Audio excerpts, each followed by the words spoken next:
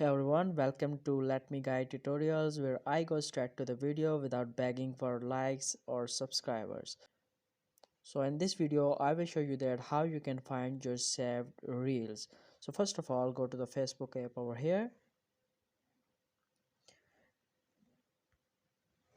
and then go to the home page.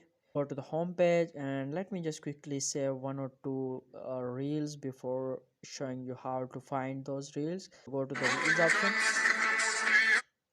just click over here and save reels.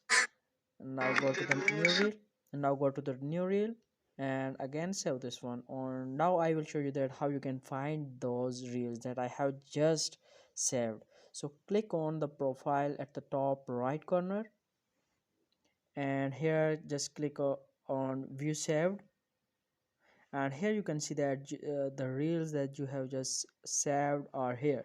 So I hope you like the video and see you in the next video.